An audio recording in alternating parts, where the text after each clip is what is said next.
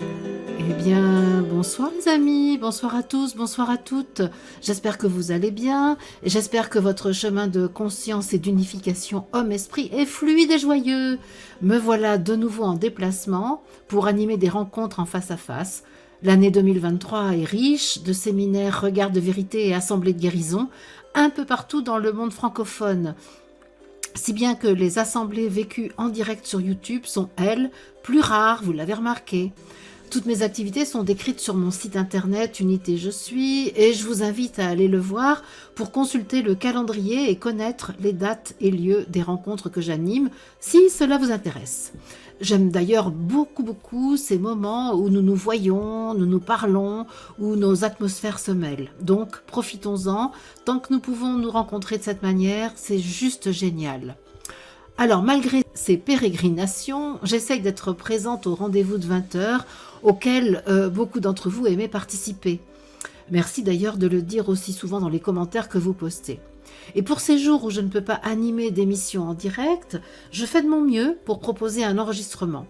Il y a d'une part des enregistrements de séquences collectives des rencontres que j'anime, et il y a d'autre part des enseignements et messages reçus en 2019 avant que je n'ouvre l'antenne YouTube et qui présentent encore un grand intérêt pour la compréhension de la période que nous vivons actuellement.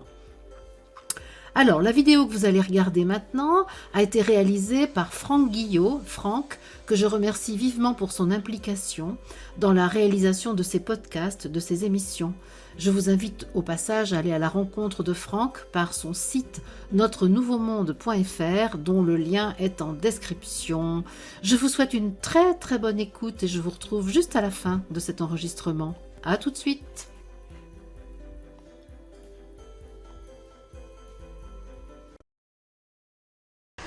Je faisais allusion tout à l'heure au fait que pour moi, être ici au Québec, c'est être dans le nouveau monde. C'est comme ça qu'on nomme votre région, votre pays, et ça a beaucoup de sens pour moi. Et d'ailleurs, j'ai eu à faire face à beaucoup de forces d'opposition avant d'arriver là. Des forces d'opposition qui évidemment sont en moi et se sont manifestées à l'extérieur de moi. Pour la petite anecdote, qui a été quand même un grand moment de solitude pour moi, la veille de partir prendre mon train, donc je partais le mardi 20 depuis Niort, la région dans laquelle j'habite, et au moment de faire ma carte d'embarquement, je cherche mon passeport et là, je ne trouve pas mon passeport. D'habitude, il est toujours dans mon sac à main. Je fouille mon sac à main de fond en comble, je ne trouve pas mon passeport. Et là, je me dis, mais qu'est-ce qui se passe? Et donc, je sens un stress, j'ai la nausée, je commence à trembler, j'ai froid. Et alors, je vais voir dans ma voiture, partout, je me dis, mais qu'est-ce que j'ai fait? J'ai dû le laisser tomber quelque part, mais comment peut-il tomber de mon sac? C'est juste pas possible. Et vraiment, je ne trouve pas mon passeport. Bon, et là, mais comment faire? Et il me vient l'intuition d'appeler Chloé et Sébastien, avec qui j'étais 2 jours avant à l'Assemblée de guérison, et de leur demander de m'aider à mettre en place un processus de conscience de ce qui se passait en moi, parce que ils n'allaient pas retrouver mon passeport, de toute évidence, mais ils allaient sûrement m'aider à mettre en évidence ce qui faisait que je ne mettais pas la main sur mon passeport. Et effectivement, c'est ce qui s'est passé au bout d'une heure. J'ai vu justement des forces qui se mettaient en contraire de mon intention. J'ai tout regardé à l'intérieur de moi, des peurs, pourtant j'avais pas du tout peur de venir là et j'étais très joyeuse de venir là, mais c'était bien avant, c'était quelque chose qui s'oppose à l'unité en moi, qui s'oppose au divin humain qui veut naître en moi. Et au bout d'une heure de conversation avec Chloé et Sébastien, je fouille de nouveau mon sac et mon passeport était là. C'était extraordinaire. Hein. Et c'est pas la première fois que j'ai des choses qui se dématérialisent et que je retrouve après, parce que je suis certaine d'avoir fouillé mon sac entièrement. Et là, je l'ai de nouveau fouillé et j'ai trouvé, il était dans la doublure de mon sac. Mais j'avais déjà fouillé la doublure de mon sac. C'était quand même étonnant. Bon, après, je raccroche. Il était minuit et demi ou 1h du matin quand je finis ce processus, parce que c'était quoi, après 11h30 du soir quand je me suis rendu compte de ça. Et là, je venais de constater que pour faire ma carte d'embarquement, il me fallait un document québécois qui s'appelle l'AVE. Vous ne savez sûrement pas qu'il faut une AVE, une autorisation de voyage électronique, qu'il faut acheter $7 qui est délivré par le biais d'un formulaire. Et donc je fais cette AVE pour essayer d'avoir ma carte d'embarquement. Impossible. Oh, je me dis, mais comment je vais... parce que j'ai l'AVE, donc j'obtiens l'AVE comme prévu, mais ça ne déclenche pas ma carte d'embarquement. Je me dis, bon, tant pis, je ferai ça à l'aéroport. Bon, ok. J'arrive à l'aéroport, ensuite à Roissy-Charles de Gaulle, et là, je dois aller voir quelqu'un parce que la machine ne me délivre toujours pas ma carte d'embarquement. Et en fait, avec mon passeport, il y a le dernier numéro, un petit numéro 4 là, qui était à la fin, et qu'il ne fallait pas mettre sur l'AVE. Et donc, le système ne reconnaissait pas l'AVE que je venais d'obtenir. Donc, le préposé de Air France à Roissy-Charles de Gaulle me dit, il faut refaire une demande d'AVE. Et là, je me sors mon ordinateur de mon sac et je fais parce que je ne pouvais pas faire ça avec mon téléphone, c'était un formulaire long comme le bras, enfin ça n'en finissait pas. Et donc j'ai refait une AVE, j'ai repayé mes $7 pour de nouveau avoir une AVE. Et j'ai obtenu ma carte d'embarquement. Mais avant ça, lorsque j'ai voulu prendre le train à Niort, là où j'habite, il y a eu un orage absolument monumental qui s'est interposé sur la route pour arriver. Mais j'avais pris une demi-heure de battement pour arriver bien à l'heure à la gare, donc je n'étais pas inquiète. Mais sauf qu'arrivé là, le panneau d'affichage dit 30 minutes de retard pour le train.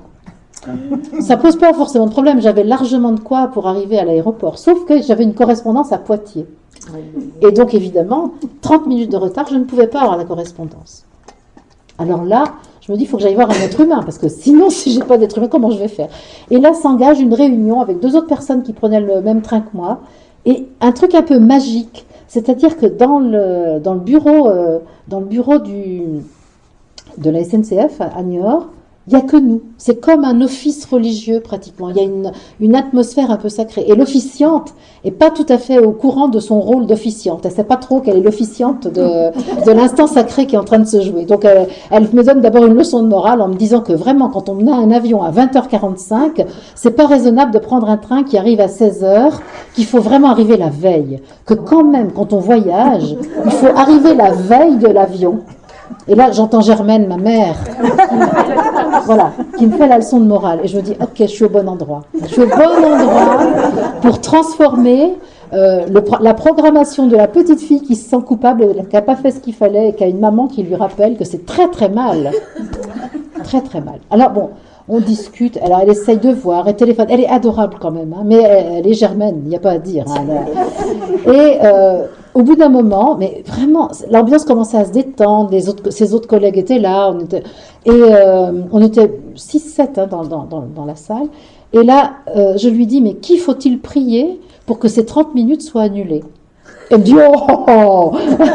Elle rigole, et là, elle a un coup de téléphone et ça y est, c'est annulé. Et j'ai dit merci à Je suis d'avoir permis ça.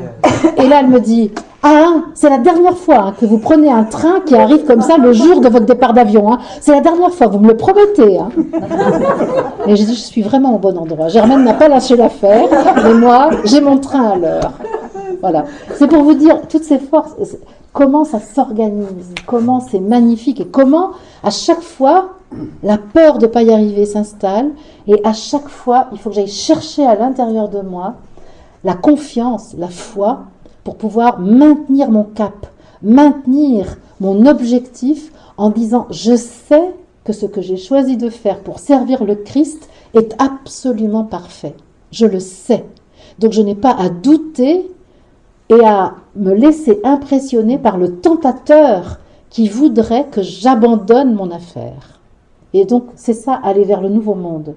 Et c'est pour ça que j'ai envie de témoigner de ça. Parce que c'est dans ces choses tellement ordinaires de la vie quotidienne que je suis amenée à reprendre sans cesse la décision de me souvenir de qui je suis et de vivre avec la puissance de l'esprit et non pas avec les embûches que la dualité met sans cesse sur mon chemin.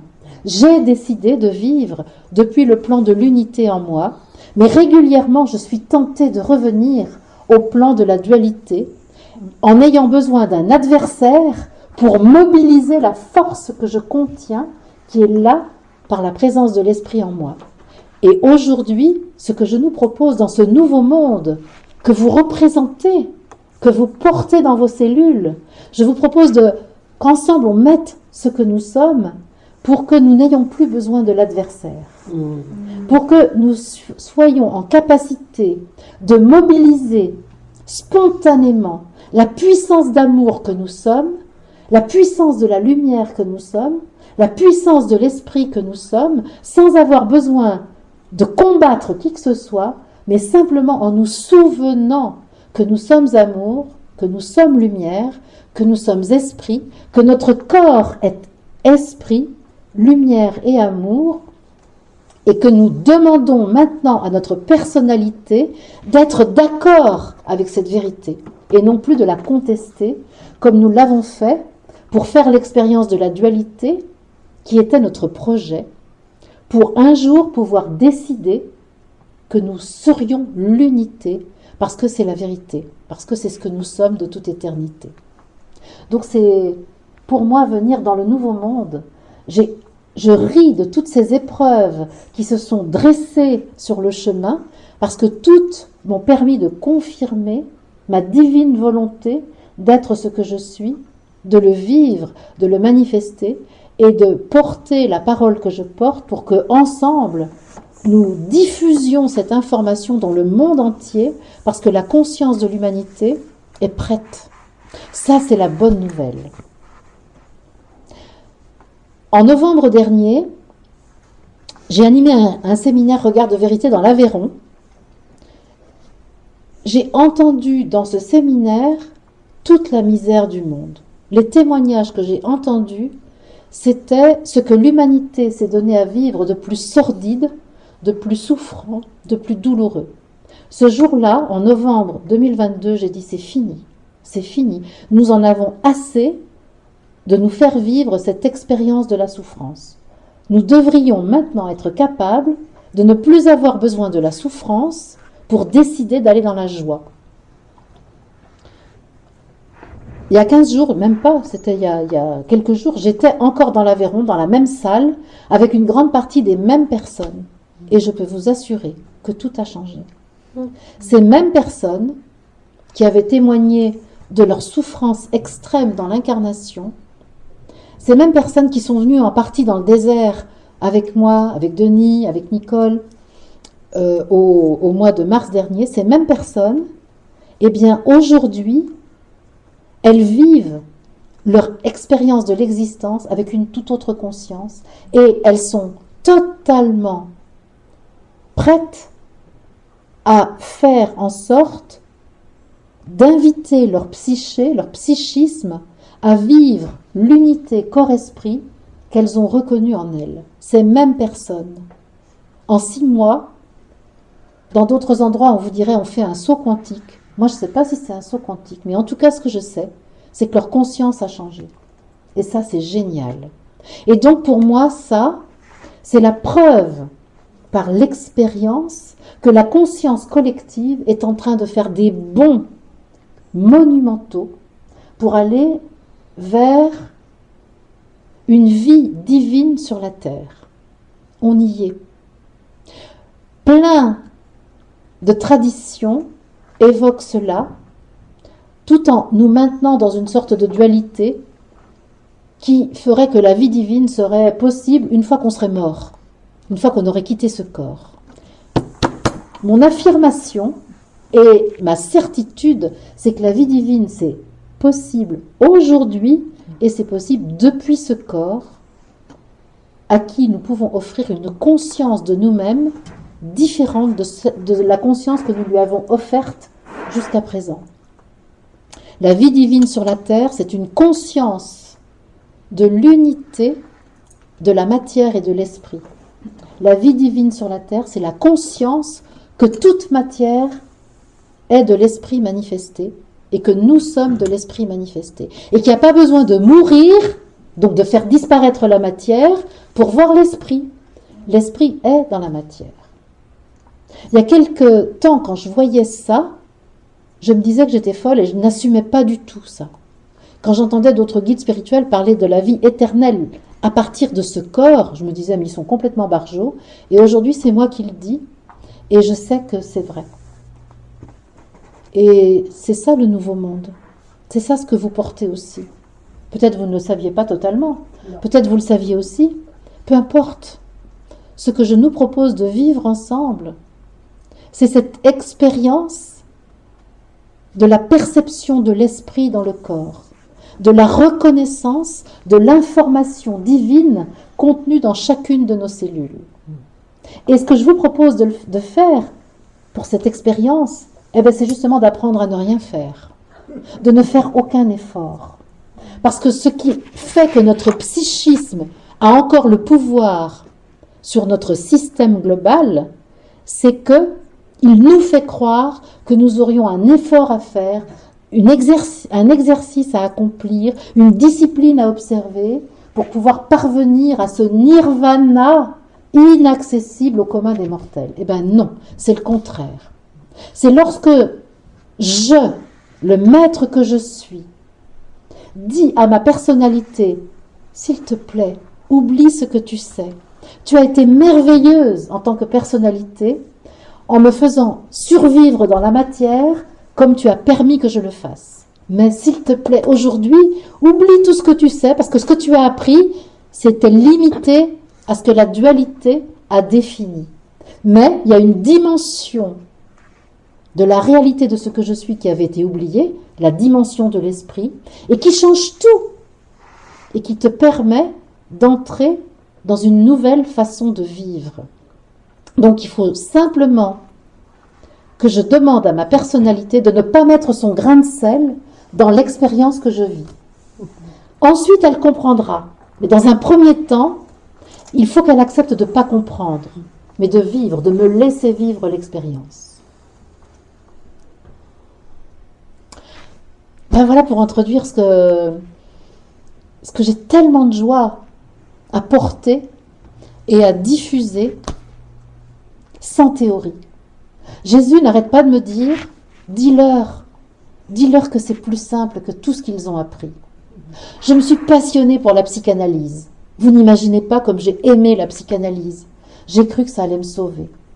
Quand j'ai lu Les mots pour le dire de Marie Cardinal, je ne sais pas si vous avez lu ça à l'époque, dans les années 70. J'ai dit, ça y est, je vais libérer la petite bouseuse qui était condamnée au cul des vaches et aux chèvres. Je vais la libérer de sa condition de paysanne qui n'avait aucun sens à son existence. Et je me suis dit, ouais, la psycho, c'est génial. J'étais athée. J'avais eu besoin d'être athée, totalement athée. Ensuite, je me suis passionnée pour l'ésotérisme. Waouh! L'occultisme. Oh, ouais, génial. Toutes les traditions. Je me suis passionnée pour la science spirituelle. Waouh, j'allais apprendre avec tous ceux qui ont appris avant moi la réalité de cette vie. Ça m'a servi tout ça. Je me suis passionnée pour me libérer des émotions qui étaient tellement lourdes à porter que je ne pouvais plus avancer. Tout ça, ça m'a passionnée. Je me suis passionnée pour le travail, parce que j'ai aimé faire l'expérience professionnelle qui a été la mienne. L'organisation, la démarche qualité, tracer tous les process pour qu'il n'y ait aucune erreur. Ça servait mon côté contrôlant. Ouais. Je me suis passionnée pour tout ça. Je me suis passionnée pour les maîtres ascensionnés. Waouh, quand j'ai commencé à canaliser, waouh, maître Ramta, maître Hilarion, waouh, génial. En même temps, ça me disait, viens dans ton corps. Mais j'aimais pas trop ça. Pas trop. Juste un peu. Parce que théoriquement, je savais que c'était ok. Mais j'aimais pas vraiment être dans mon corps. Et puis, petit à petit, j'ai été formée par le plan de l'esprit. Oh, j'ai longtemps cru que c'était Acturius, que c'était l'archange Michael, que c'était Moïse qui me formait. Il m'a demandé un peu de temps, ça m'a demandé un peu de temps avant de voir que c'était je suis, ce que je suis, qui était l'être de lumière que je cherchais à rencontrer. Cet être de lumière qui est souvent cité dans les expériences de mort imminente et qui vient chercher le pèlerin de la terre pour le ramener à la maison en disant continue là, c'est pas fini mon ami. Cet être de lumière, c'est pas quelque chose d'extérieur, c'est moi. L'être de lumière que nous cherchons à rencontrer, c'est nous-mêmes. Celui qui m'a formé pour être là aujourd'hui avec vous, c'est ce que je suis de toute éternité. Et ce que je suis de toute éternité habite dans le grand diamant de l'entité spirituelle humanité. Dans cette grande entité spirituelle à laquelle nous appartenons tous. Ce que je suis de toute éternité est une facette de ce diamant, comme Guylaine est une facette de ce diamant, comme Madeleine est une facette de ce diamant. Là, pour les autres prénoms, je vais être embarrassée. Et là, j'ai compris que je suis constituée de ce diamant dont je suis une facette. Mais je constitue ce diamant qui sans moi ne pourrait exister. Et là, ça m'a montré toute la responsabilité qui est la mienne. Ça nous montre toute la responsabilité qui est la nôtre. Je suis constituée du divin et je constitue le divin.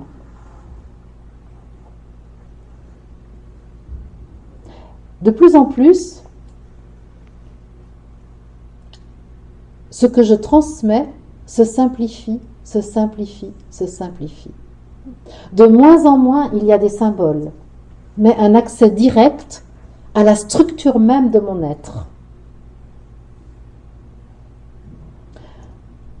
Avant, il y avait des intermédiaires, ils étaient nécessaires pour accéder à la vérité de ce que je suis. Aujourd'hui, tous les intermédiaires sont des prismes qui déforment partiellement la vérité à laquelle je désire accéder. Avant, il y avait besoin d'institutions pour organiser la vie collective. Aujourd'hui, il est question d'organiser la vie collective à partir de la souveraineté de chacun, de la royauté de chacun, sans institutions.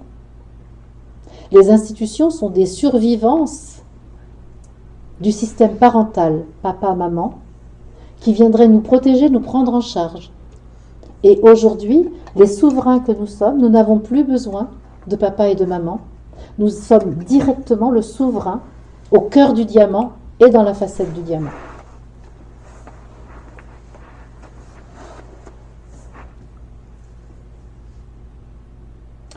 Je crois que c'est bon pour l'introduction que j'avais à proposer. Sur les modalités avec lesquelles nous allons être ensemble pendant ces 3 jours, le contenu de ce séminaire, ce regard de vérité, va être constitué dans un premier temps, pendant la grosse partie du temps, par vos propres témoignages, le témoignage de ce que vous êtes de toute éternité en tant qu'apôtre du Christ, témoin de ce que je suis. C'est ainsi que je nomme l'apôtre du Christ, le témoin de je suis. Et ma proposition, c'est que dès que quelqu'un offre sa parole ici, au centre de ce cercle, moi je me propose d'entendre ce que votre je suis, votre être divin dit, et de stimuler le processus de conscience pour que vous portiez sur vous-même un regard de vérité. Ça, c'est dans un premier temps. Et à la fin de notre séminaire, le dernier matin, avant la fin, je vous proposerai un darshan formalisé, c'est-à-dire un moment de rencontre par le regard où votre dimension divine se verra dans mon propre regard, et je verrai aussi votre dimension divine dans votre propre regard, et nous conclurons cela par une étreinte, si vous le voulez, ce n'est pas du tout une obligation, qui permettra que vous ayez corporellement l'expérience de la présence divine. Mais donc tout le reste, c'est apporté par les témoignages que vous voulez bien mettre en commun ici, avec la conscience que les processus qui se font individuellement sont des processus qui conduisent à la mise en évidence de la lumière en soi, personnellement, à l'alchimie qui permet au plomb que nous contenons encore de le transformer en or.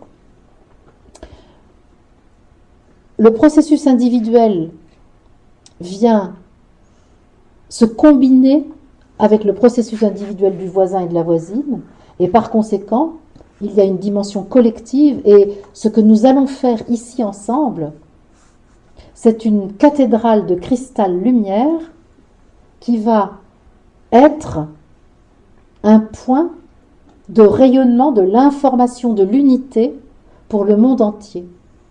Et il y a donc cette construction collective dont chacun de nous peut prendre la responsabilité comme bon lui semble, en apportant là ce qu'il désire apporter.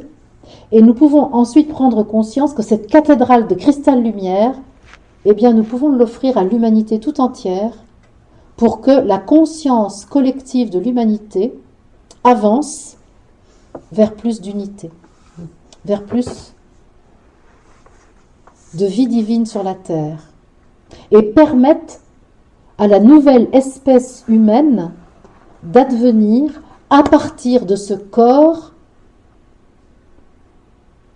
auquel nous offrons la conscience de l'être divin que nous sommes.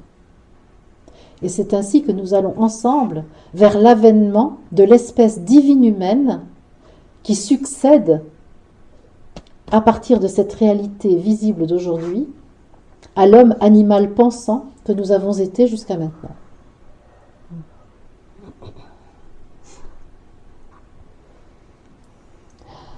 Il y a ce que je dis et il y a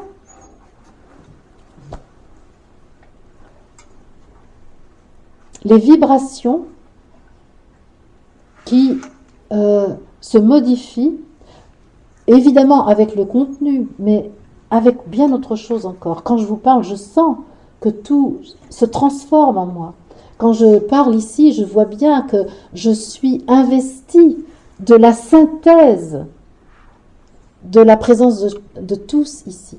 Et cette synthèse-là, je l'accueille en moi pour la redonner. C'est un mouvement permanent où cette synthèse, mon corps se met à sa disposition et mon corps redonne à chacun cette synthèse qui est une ressource. Et ce que j'aime beaucoup rappeler, c'est que chacun de nous est une ressource pour le groupe et le groupe est une ressource pour chacun de nous.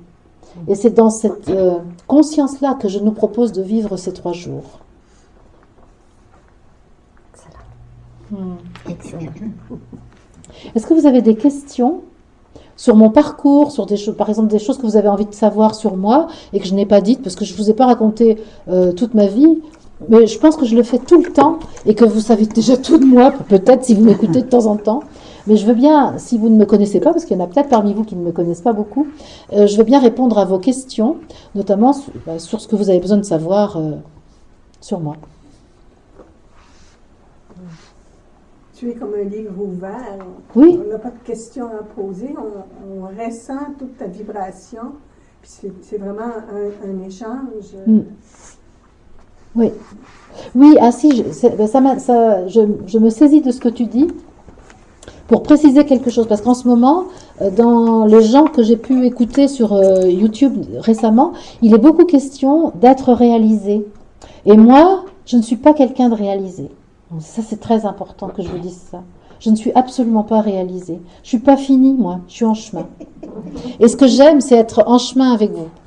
C'est pas d'être devant vous, c'est d'être avec tout le monde, au milieu de tout le monde. Et j'aime bien ça. Et je n'ai pas appris avant vous, mais le fait d'être là avec vous me permet d'apprendre. C'est lorsque je suis là que j'apprends. C'est pas parce que je sais à l'avance. Moi, je découvre tout ce que je transmets en le transmettant. Je ne le sais pas à l'avance. Alors bien sûr, je me suis déjà entendu parler, donc j'ai appris 2-3 trucs. Mais c'est toujours en transmettant que l'information apparaît, et jamais à l'avance. Et je suis tellement gourmande de découvrir ce que je vais découvrir avec vous. Mais c'est parce qu'on est ensemble. Et qu'il n'y a pas de hiérarchie. Ça, c'est très important, mais nous sommes un organisme. Comme ce corps est un organisme avec un foie, un cœur, un estomac, un pied, des yeux, et chaque organe a sa place, a sa fonction. Et moi, j'ai une fonction particulière qui est celle d'animer le groupe, de distribuer la parole, de faire en sorte que ça s'éclaire, mais ça ne donne aucune prérogative. Et ça ne dit surtout pas que ma conscience est plus avancée que la vôtre. Je racontais hier, et j'en ai reparlé avec Marie-Hélène ce matin, comment mon mental commente si souvent tout ce que je dis. Dans une assemblée de guérison comme celle que j'ai animée samedi, mon mental n'a pas arrêté de commenter ce que je disais en disant « Mais ma pauvre fille, mais qu'est-ce que tu crois là? Tu crois que ça les intéresse, ces gens qui sont là? Mais tu crois que tu es crédible là quand tu racontes tout ça? Ça, c'est mon mental. Et donc ça, j'ai le même que vous. Ne croyez pas que ce soit plus avancé chez moi, c'est pareil. Et je vous remercie de vous souvenir de ça. Tu l'as bien expliqué quand tu parlais du moral. Oui, de la morale, de la dictature de la morale. La dictature de la morale qui est toujours là en arrière, qui Ouais. nous met en doute de ce qui on est. Je balaye ma chambre, je dis tu devrais passer l'aspirateur. C'est ça. Vous connaissez, vous avez la même? Mais là, c'est... Hein, c'est ça. Hein. Oh, tu es en train d'éplucher des légumes? Mais non, mais tu devrais être en train de coudre. Mais c'est sans arrêt. Oui, mais moi, je demande souvent j'utilisais mon Michel Archange intérieur avec son épée. Je lui dis coupe, enlève ça, ces pensées-là. Ouais. Ça marche. Ouais. Elles s'en vont. Ouais. Elles reviennent. Voilà. Alors on va mettre, Couper toute la semaine. on va mettre du glyphosate écolo. Non, c'était vraiment pour la boutade. Non, ce qu'on va faire justement, on va voir comment on peut se passer de ça et en étant complètement en unité avec nous. On n'a plus besoin de cet adversaire. C'est vraiment formidable. Mais faut qu'on apprenne à vivre sans lui. Parce qu'on a tellement eu besoin de la dualité. Et ma proposition, j'en ai plein de propositions, mais celle-là, elle est très importante, c'est pour ça que je l'ai oubliée, c'est d'utiliser l'outil du psychisme qui nous a permis d'expérimenter la dualité, de le transformer pour qu'il soit un outil de l'unité. Ce qui nous a permis de faire l'expérience de la dualité est cela même qui va nous permettre maintenant d'installer cette corde sensible, cristalline, qui vibre la juste note lorsque nous sommes alignés, sans qu'on ait besoin d'un adversaire pour se mobiliser. C'est ma proposition. C'est super. Je suis enthousiaste. J'ai hâte de voir ça. Et encore une chose, ne me croyez jamais. Je vous propose de ne plus rien croire, les amis, parce que ce sont toutes ces croyances avec lesquelles nous avons été nourris qui nous ont permis de voir la légende dans lesquelles nous avons été immergés, de voir le narratif qui nous a manipulés. Et on a eu ces 3 dernières années, mais on l'a eu sous les yeux, ce narratif avec lequel on nous faisait croire les choses les plus fausses qui soient, et on a, certains d'entre nous, adhéré à plein de choses. Eh bien c'est ça, ne croyons plus rien, faisons l'expérience de la vérité. C'est ma proposition. J'ai une petite question. Oui. Je ne veux pas dire que tu es plate, là, mais souvent, je m'endors quand tu parles. Oui. Comment? Puis je pense que je ne suis pas toute seule dans la gang. Non? Comment je fais pour retenir ce que tu dis si tu me proposes quelque chose, si je dors, comment je peux accepter la proposition, puis comment je fais pour retenir la leçon que tu vas dire que je n'ai pas comprise? Ben, si tu dors, je l'ai souvent expliqué, parce que c'est parce que si tu ne dormais pas, ton mental s'approprierait ce que tu entends et t'empêcherait de le vivre. Donc, c'est ton mental qui veut retenir. Mais tes cellules, elles, n'ont pas besoin que ton système cognitif se souvienne de ce que tu as entendu. Parce que tes cellules, elles sont imprégnées de la vibration, et lorsque tu te réveilles, tu as une nouvelle conscience de toi. Et tu n'as pas besoin de savoir. Ton mental, il voudrait que tu saches. Il voudrait que tu reproduises quelque chose. Puis quand tu proposes, est-ce que vous acceptez, moi je vais accepter ce que tu me... Mais est-ce que si je suis comme un petit peu partie dans le monde en l'air, est-ce que je réponds même si... En fait, la seule acceptation que tu puisses faire sans dommage, c'est oui à je suis. Okay. J'accepte, je dis oui à je suis. Je dis oui à ce que je suis. Je dis oui au Christ en moi. Là, tu prends aucun risque. Parce que de toute façon, mes propositions, c'est toujours ça. Fait qu'en fait, mon je suis prend le dessus sur mon mental. Exactement. En fait, la guérison, on a parlé de ça hier avec Michel, la guérison, c'est quoi? C'est le règne de l'onde divine dans mon corps sans que ma personnalité ne s'y oppose. Ma personnalité s'oppose au règne de la vie divine dans mon corps parce que la pensée qui m'a permis de vivre la dualité s'est posée en rival de l'esprit. Et en français, c'est magnifique de voir comment le séparateur, le diable, a fait de la confusion dans les mots. Quand on parle de l'esprit en français, on ne sait pas trop de quoi on parle. Moi, quand je parle de l'esprit, je parle de la nature divine des choses, ce qui est spirituel au sens premier du terme, c'est-à-dire ce qui est subtil et de l'information divine pure. Eh bien, ce que tu peux demander tout le temps, c'est que la vie divine soit instaurée ici, dans ce corps de chair, avec le consentement plein et entier de ma psyché, de ma personnalité.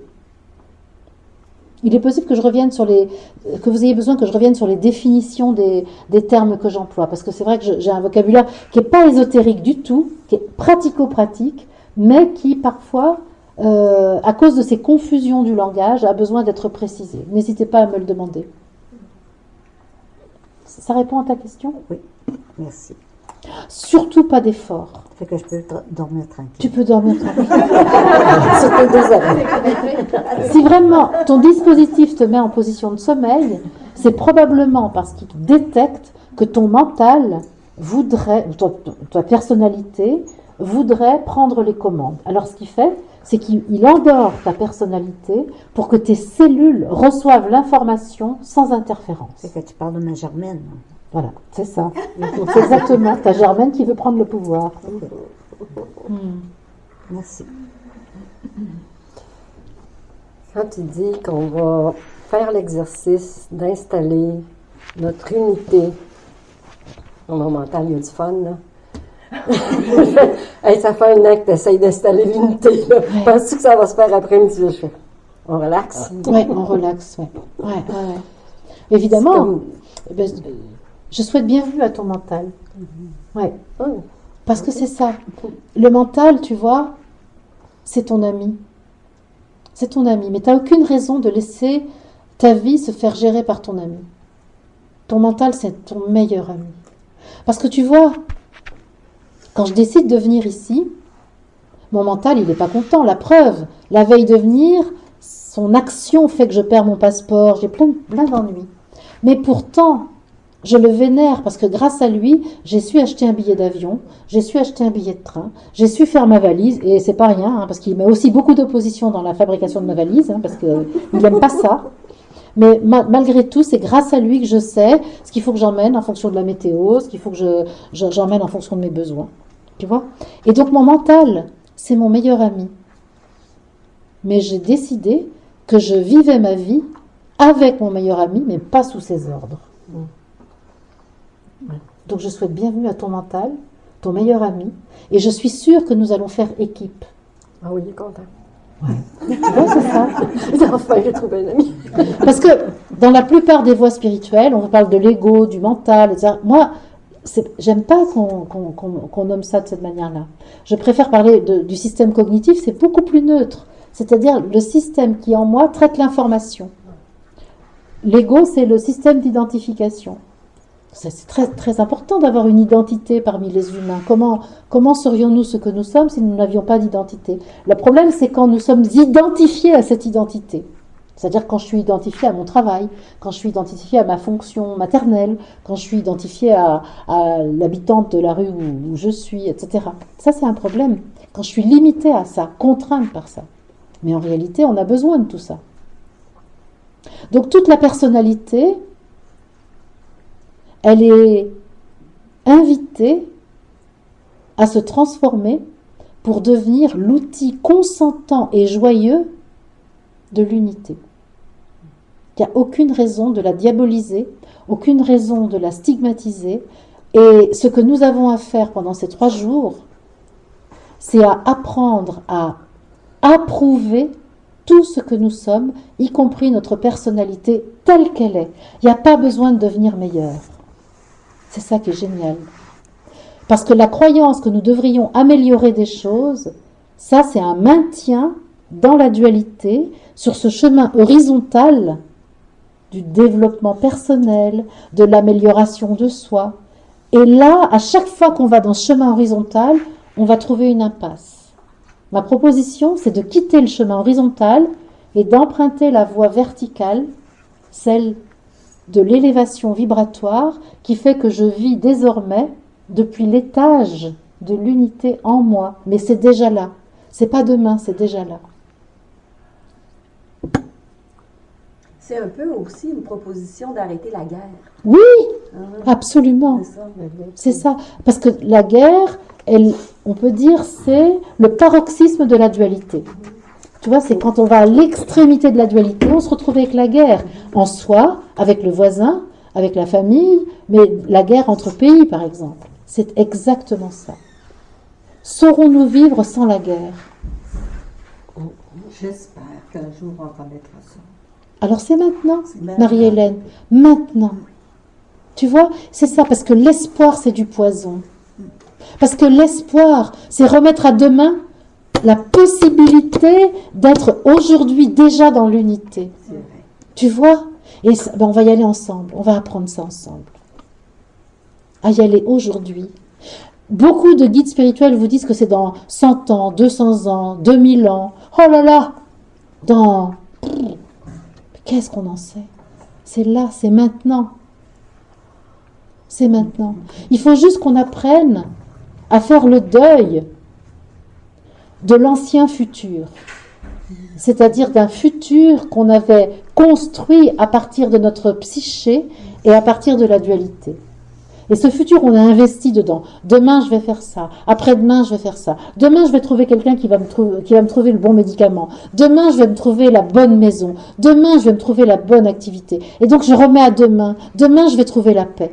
Ce futur que j'ai construit avec la dualité, je dois y renoncer. C'est pour ça qu'on parle de l'ancien futur. Et là, il y a un futur que je peux décider d'investir aujourd'hui. Et ce futur, il est dans le présent en réalité. Il est là, en moi. Il existe. Il existe. Oui, il est là. J'ai simplement à décider d'y accéder. Je suis tellement enthousiaste. C'est vrai. C'est vrai. Parce qu'on est de plus en plus à sentir que c'est possible.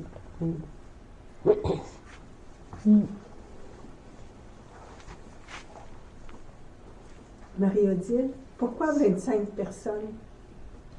Pourquoi 25 personnes? Alors pour des questions de gestion du temps, parce que en France, je prends 22 personnes parce que sur le temps qui nous est donné, que chacun puisse apporter son processus, je peux pas faire plus. C'est toujours un petit peu juste au niveau du temps, mais c'est la bonne dose pour moi sur le temps du séminaire. Et faire un séminaire sur plus longtemps, ça peut être un peu impliquant, on va dire. Hein. Donc dans le désert, j'ai fait plus, parce que dans le désert, les gens restaient une semaine. Mais bon, il y avait moins de temps de parole quand même, parce que le soir, on ne travaillait pas. Et puis, je laissais plus de temps pour aller dans les dunes. Mais dans le désert, j'ai été dans un groupe où il y avait 90 personnes, mais fractionnées, réparties sur 5 semaines. Donc,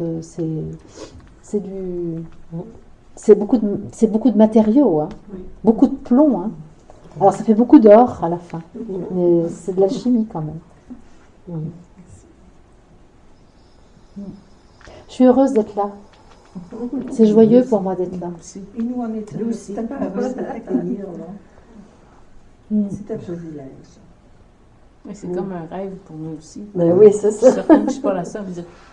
C'est ça.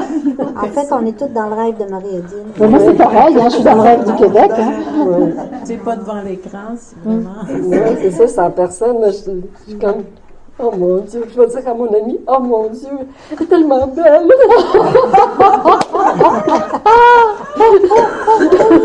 Et puis nous, on l'attendait avec une belle banderole que Denis avait confectionnée à l'aéroport. C'était... il y a beaucoup de monde qui sont aperçus qu'on attendait quelqu'un de... Quelqu'un d'attendu. C'est arrivé de même, j'avais un grand bandeau de Noël qu'il y en a qui ont toujours connu en espèce de taffetas ou je sais pas quoi. Il en finit plus, puis j'ai pas rangé mes affaires de Noël encore. Tu es un être éternel, Denis, hein, ça c'est sûr. Tu es sorti du temps depuis longtemps. Je croyais qu'on était tous éternels. C'est ça. Oui. Ah oui, il n'y a pas que lui. Hein. Non. Moi, je disais, te voir arriver par la fibre optique, c'est magique. Mais par l'agneau, c'est encore mieux. C'est ça. Un jour, on va pouvoir juste dire, je m'en vais voir Marie-Odile. Ça c'est effectivement des grands projets. Ça, oui. Ouais. Est-ce que tu crois que ça peut vraiment arriver quand Oui. on parle de téléportation? Moi, je suis certaine de ça. Moi, Parce qu'en fait, l'idée, c'est que nous puissions, tel Jésus a fait complètement ça. Il a, bien sûr, en fait, la question, on peut le décrire avec la physique. Vous savez que je m'intéresse aux sciences physiques, j'y comprends rien, mais je m'intéresse quand même à ça. Et donc, la question, c'est que nous disposons d'un potentiomètre qui nous permet de gérer nos électrons comme bon nous semble. Ces électrons-là, pour l'instant, nous ne savons pas les organiser autrement que dans la densité. Mais demain, nous saurons les transformer en photons pour transfigurer. Et quand je dis demain, nous avons déjà ce dispositif, mais nous n'osons pas. L'autre jour, je vais vous raconter une petite histoire. Je l'ai peut-être déjà racontée dans un autre séminaire, mais ça fait rien, je vais la redire. Moi, je dormais sûrement, fais pas dire. Tu dormais sûrement. Mais ça dépend, parce que ça pourrait t'intéresser. Justement, j'étais allongée au soleil devant la maison, chez moi, et tout à coup, je suis dans un état très particulier, je suis reliée à la conscience solaire, je suis reliée au Christ, et je me dis, ah, mais tiens, c'est le bon moment pour me téléporter. Et alors, mais ce problème, c'est que pour aller au soleil, je m'étais déshabillée. Donc, puis je me suis dit, où est-ce que je vais aller? Puis je suis pas habillée. Donc, tout à coup, j'ai vu comment je mettais un obstacle à la possibilité de me téléporter parce que j'avais pas de vêtements. Puis après, je me suis dit, mais c'est stupide. Si tu peux arranger tes électrons pour te téléporter, tu peux aussi arranger tes électrons pour que ça fasse un vêtement. Il n'y a aucun problème. Et après, je me suis dit, mais c'est encore mieux que ça. T'as pas besoin de te téléporter à l'autre bout du monde. Téléporte-toi donc dans ton bureau, là, qui est juste à côté. Tu as juste à passer la cloison, là, le mur de la maison. Et là, je me suis dit, ah oui, tiens, où était mon téléphone sur mon bureau? Parce que je veux vérifier la réalité de la téléportation. Si je peux voir mon téléphone et le déplacer, là, j'aurai la réalité de la téléportation. Et là, j'ai vu que mon mental avait pris, encore une fois, le manche et que j'étais encore pas dans le lâcher-prise et que je voulais des preuves et que je voulais l'organiser, etc. Et donc là, j'ai su que ça marcherait pas. Mais en fait, c'est vrai que ça marche. Je sais que ça marche. Je vais interviewer chez toi, là, bientôt, un homme qui connaît bien ça. J'ai hâte. Ouais, on va voir. Ouais. Guy Tremblay que je vais rencontrer, il raconte des expériences intéressantes.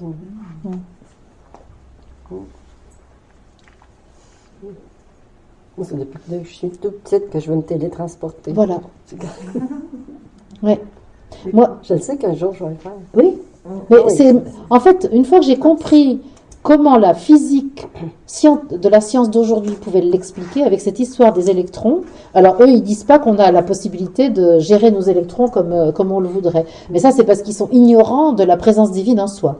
Mais ceci dit, le jour, je me souviens, un matin de Noël, c'était Thomas, celui qui m'a aidé à faire les formulaires d'inscription, etc. Thomas, il m'explique, parce qu'il est ingénieur en informatique, et il m'explique l'histoire des électrons. Et je me dis, mais oui, ça y est, j'ai compris, ce sont les électrons qui sont la clé. Et je me rappelle que dans les années 80, j'avais lu un peu de Jean Charron, c'était un physicien un peu éclairé de l'époque, et il parlait de ça déjà. Et je me suis dit, mais oui, bien sûr, c'est les électrons qui sont la clé. Et je sais que c'est vrai. Parce que tout est en fait un agencement d'électrons. La matière, ce sont des électrons. Et j'ai toujours été assez fascinée par le tableau des éléments de Mendeleïev. Et quand j'ai su que Mendeleïev, il avait eu connaissance de son tableau en rêve, en songe, vous vous rendez compte, Mendeleïev, il a eu la classification périodique des éléments qui justement organise les éléments de la matière en fonction du nombre d'électrons, parce que c'est exactement comme ça que c'est organisé.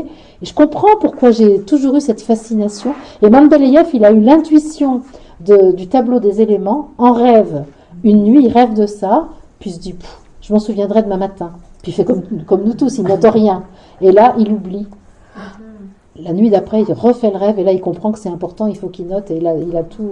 Et depuis, c'est ce tableau-là qui est toujours en vigueur. Et il avait des cases vides dans son tableau parce que ces éléments n'étaient pas encore connus et il avait parfaitement eu l'intuition de ce que c'était.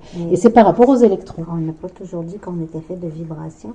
Mais justement, l'onde divine parcourt les particules. Et c'est ça. Les électrons, c'est aussi ce qui donne lieu aux particules. Bien sûr. Mais il y en a qui sont sûrement plus scientifiques que moi qui pourront expliquer ça. Oui. Oui, moi je pense que tout à fait comme toi, qu'un jour on va se téléporter. Et puis, dans d'autres vies, avant on l'a déjà fait. Moi je l'ai déjà rêvé. J'étais dans cette vie-ci, mais dans mon rêve, je pensais à un endroit, je me trouvais à l'endroit. Après ça, je me disais, oh, j'ai oublié de leur dire que je m'en allais là.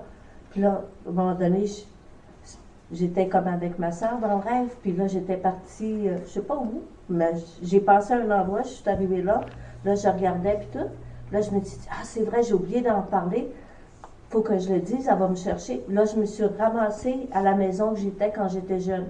Vu que c'était ma soeur, c'est comme, plutôt qu'aller la retrouver, où est-ce qu'elle était, où est-ce qu'on s'était laissé, je me suis retrouvée, où est-ce que, c'est un rêve.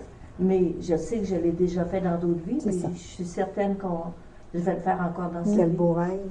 Et ce qui se passe, c'est que quand on désire ça, on ne peut pas l'obtenir, parce que c'est pas comme ça que ça se passe. C'est-à-dire que si ma volonté divine désire que je sois ici et ailleurs en même temps, ou immédiatement ailleurs, alors si je ne mets pas d'obstacle à cela, ma volonté divine s'accomplit. Mais dès que je le veux avec ma psyché, je baisse ma fréquence et ma capacité à utiliser mon potentiomètre pour transporter mes électrons, eh ben, je ne l'ai plus, parce que je suis sur une fréquence basse. Mais je ne l'ai jamais essayé, là. Mais je me suis dit, quand je l'ai rêvé, je me suis dit, ça se fait, puisque je l'ai vu en rêve. Moi, je comprends pas. Faut pas que je le veuille. Voilà, il faut pas que tu le veuilles humainement. Il faut que ce soit ta volonté divine et le besoin divin qui te permettent de le faire. Parce que si tu le veux d'un point de vue humain, alors tu vois tous les inconvénients que ça va devenir, que ça va poser. Comment on fait ça? On met l'intention. Pardon? Est-ce qu'on peut mettre l'intention pour... Oui, mais l'intention, c'est de servir le divin. Et si le divin, dans la manière de le servir, me propose d'aller à tel endroit, alors je dis oui. Tu vois? Ah, là, je viens de comprendre. Tu viens de comprendre? Là, tantôt, encore, vous nous direz, vous êtes, on ira vous dire pour l'ordre du souper. Mais quand on le veut d'un point de vue humain, on fait de l'extraordinaire. Et puis, on se dit, mais comment ils vont réagir quand ils me voient apparaître comme ça spontanément? Et tu vois, et c'est là où la mécanique dualiste se met en route et met des obstacles. En réalité, nous sommes des Melchisédek. Melchisédek, il apparaît sur la terre spontanément. Son entité spirituelle apparaît sur la terre et prend forme humaine. Et ensuite, il disparaît. Au bout de 90 ans de présence sur la terre, il disparaît. C'est dans l'Ancien Testament, hein, Melchisédek. Et c'est ce que nous sommes. Et le Christ nous permet de redevenir un Melchisédek. Et Melchisédek, il a quoi? Il a cette capacité à assembler des électrons pour apparaître sur la terre en forme humaine. Et de défaire ces électrons pour remonter. Quand Jésus ascensionne, c'est ce qu'il fait. Il désagrège les photons qui composent son corps. La façon que moi je l'avais compris, c'était que chaque cellule vibre à une certaine intensité. Oui. Et puis que quand tu es capable de les faire vibrer de plus en plus rapidement, ils deviennent comme lumière. Oui. Devenant lumière, plus de corps. C'est ça. Sa distance, plus de corps, t'es une onde, t'es lumière. C'est ça. Fait qu'ils peuvent reformer leur corps en abaissant leur vibration. Absolument. Pour que ça se remette physique, visible. Comme Jésus. Comme Jésus le fait pour la transfiguration, il autorise l'onde divine à prendre le dessus sur sa forme, et donc là, ces électrons deviennent des photons. Quand il ressuscite, c'est pareil, il réapparaît encore de lumière. Marie-Madeleine ne le reconnaît pas, c'est son époux, donc elle devrait le reconnaître normalement à peu près, hein, en tout cas. Et donc elle ne le reconnaît pas, et lui dit, bon, il se présente. Et ensuite, quand il se présente à Thomas, Il va jusqu'à reconstituer son corps physique avec la cicatrice pour vraiment que Thomas voit la vision matérielle de la réalité de ce corps. Mais en fait, c'est toujours ce même corps, mais il est capable de redensifier pour donner la preuve de son identité, en quelque sorte. C'est vrai, c'est ça, c'est exactement ça. Ok. Voilà, je nous invite à ramener notre attention vers nous-mêmes, à nous mettre au centre de notre territoire, au centre de notre monde. Je nous invite à nous accorder toute notre attention, à considérer l'être que nous sommes, à nous accorder de la considération. Je nous invite à mobiliser notre conscience, ce que nous savons de nous, ce que nous savons du monde, ce que nous savons de nous dans le monde. Cette invitation à la conscience ne mobilise en aucun cas le système cognitif, mais mobilise simplement la sensation conscientisée de nous dans le corps physique, dans le corps psychique, dans l'esprit que nous sommes.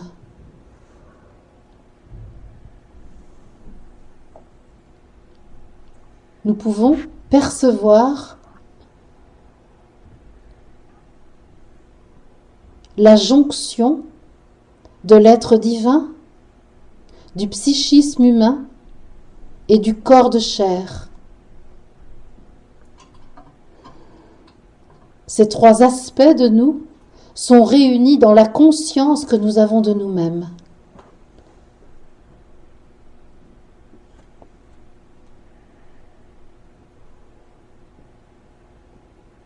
Nous sommes invités, si nous le voulons bien, à laisser l'onde divine circuler dans le corps de chair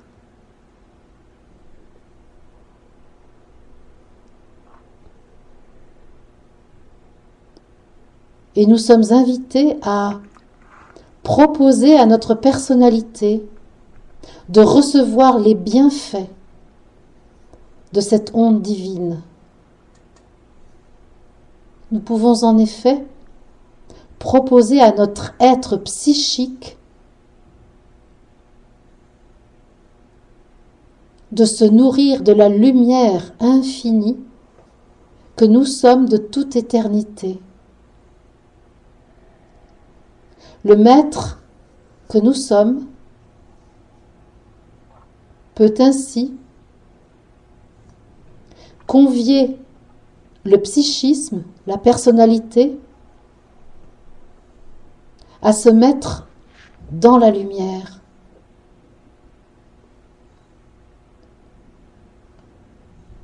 Le maître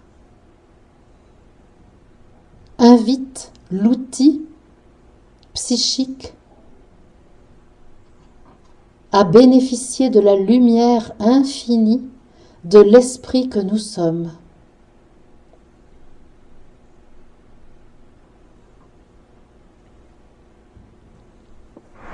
La partie de nous qui a la responsabilité de l'incarnation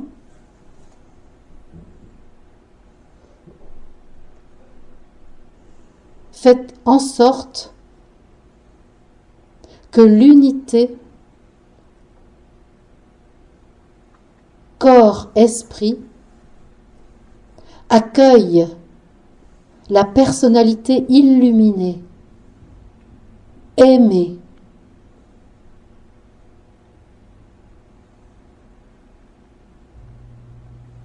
dans cet étage de nous-mêmes, nous pouvons en effet aimer notre personnalité, la regarder sans l'évaluer, en notant simplement qu'elle est un outil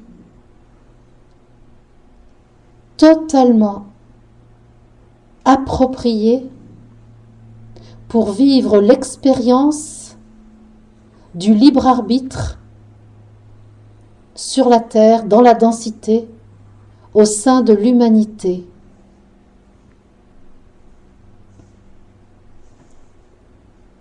Je suis le Christ, conscience solaire. Je viens vous visiter, car vous me portez dans votre chair, tous ici sur la terre, tous ici qui êtes présents dans cette assemblée.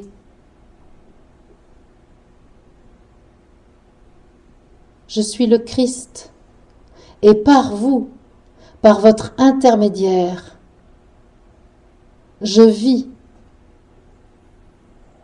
de manière perceptible sur la terre, dans ce cercle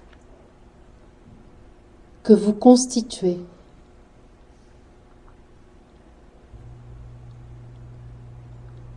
Je suis le Christ qui fut porté dans sa chair par Jésus, votre frère, votre compagnon de chemin menant à l'unité.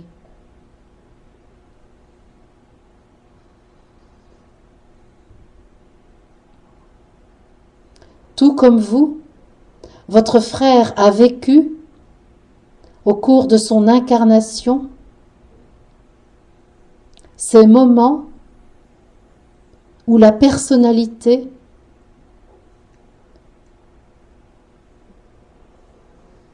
était remplie de jugements, de critiques à son propre égard.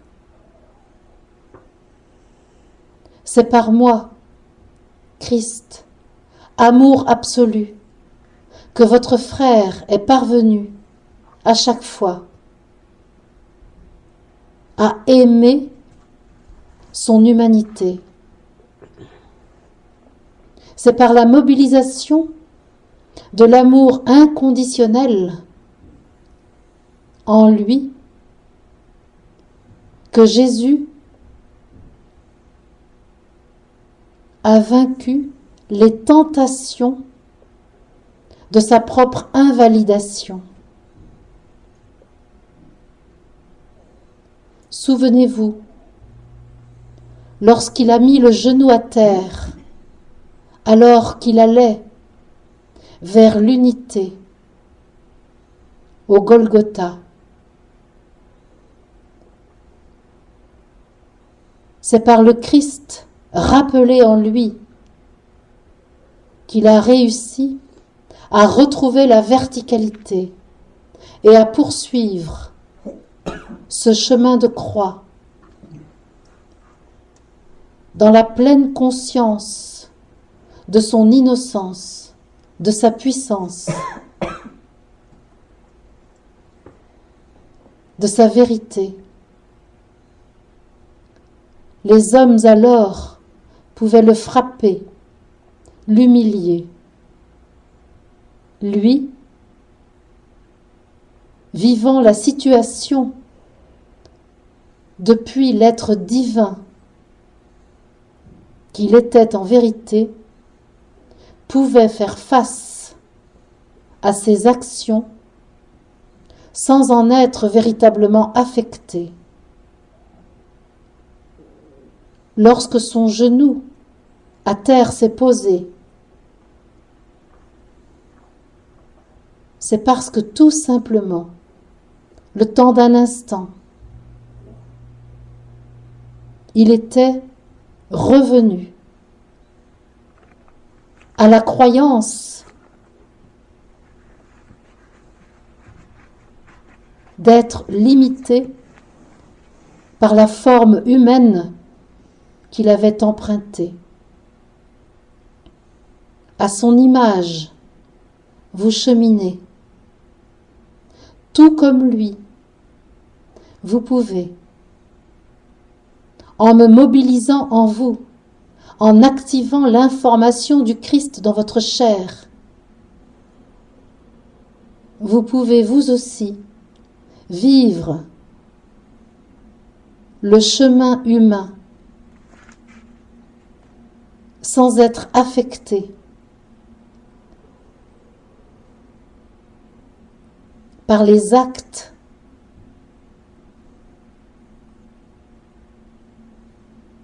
qui tenteraient de toucher à votre intégrité, de souiller votre virginité, de salir votre innocence.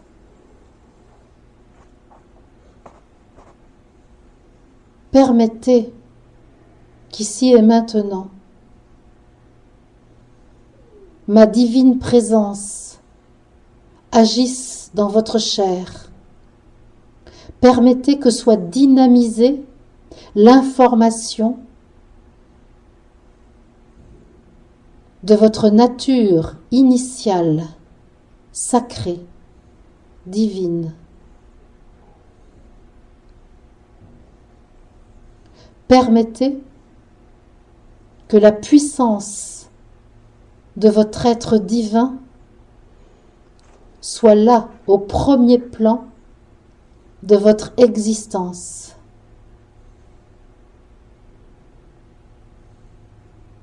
Vous aussi, vous parvenez au centre de la croix, au point de l'unité, sans qu'il ne soit nécessaire de passer par la souffrance.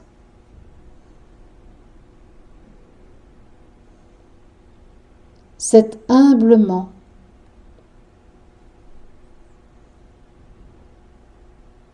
que vous êtes invité à dire oui à votre divinité. C'est en vous reconnaissant dans la vérité de votre être que vous atteignez l'unité, le feu de l'esprit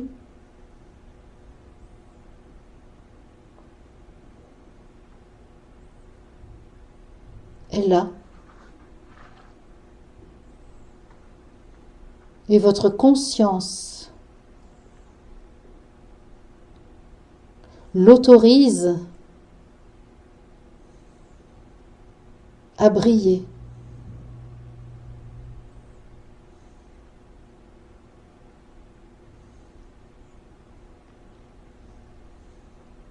Si vous acceptez en cet instant de vous souvenir que votre corps est esprit manifesté, que votre chair est lumière densifiée, que vos cellules sont amour,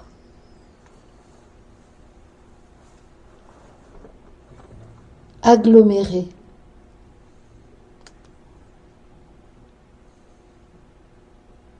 Vous réalisez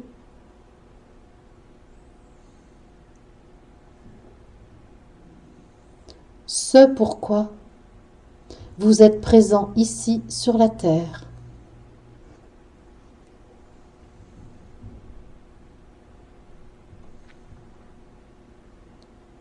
En libérant votre corps de l'emprise exercée par la légende humaine, par la personnalité façonnée pour la dualité, vous permettez à l'amour infini que vous êtes de rayonner par le Christ en chacun de vous. Permettez que cela soit.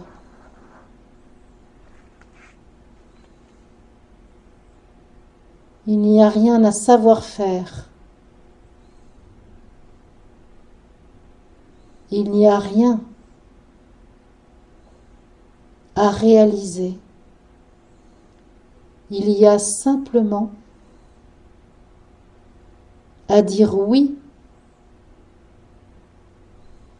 à la loi de l'esprit dans la cathédrale de cristal que votre corps est, que votre édifice est.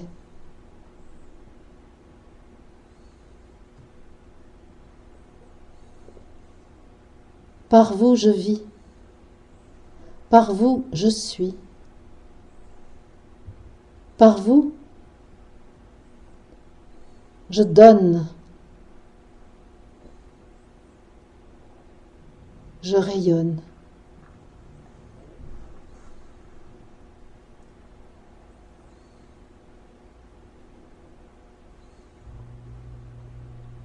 En cet instant,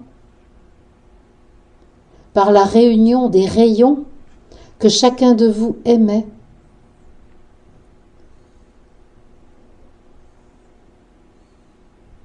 je me donne à l'humanité tout entière. Je rejoins le grand soleil central de la Terre. Je touche au cristal central de votre planète. Je touche à la vérité absolue de la création. Et tout se réveille. Tout redevient vivant. Unité de vie.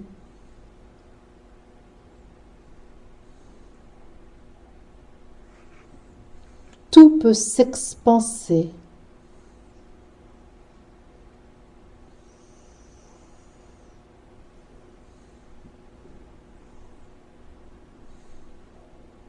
L'action menée en cet instant est considérable. Je peux vous l'assurer.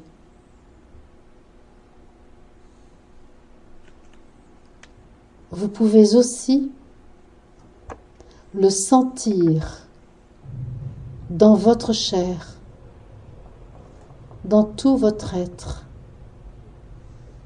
Vous pouvez simplement accorder du crédit à ce corps expansé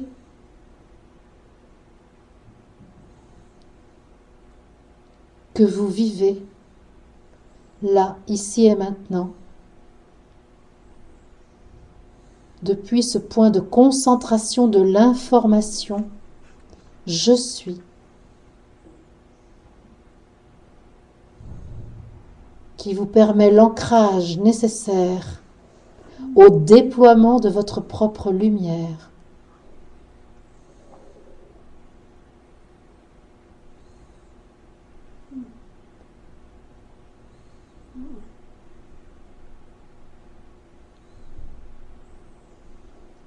Je vous rends grâce, ô bien-aimé,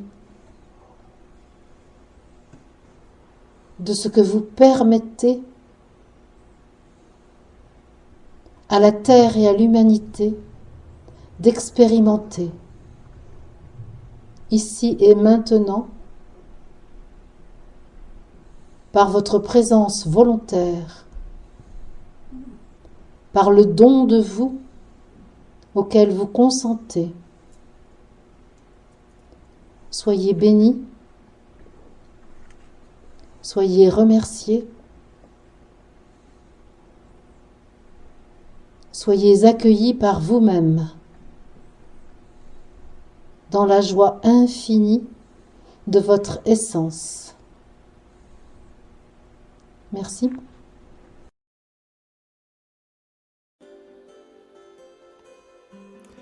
Merci les amis d'avoir écouté cet enregistrement et merci d'avoir rayonné votre lumière pour qu'elle rejoigne celle des autres guides guérisseurs de l'humanité. Merci à Franck Guillot d'avoir fait le magicien qui transforme une bande-son en vidéo diffusable sur YouTube. Vous pouvez d'ailleurs retrouver Franck sur son site internet notre-nouveau-monde.fr dont le lien est en description.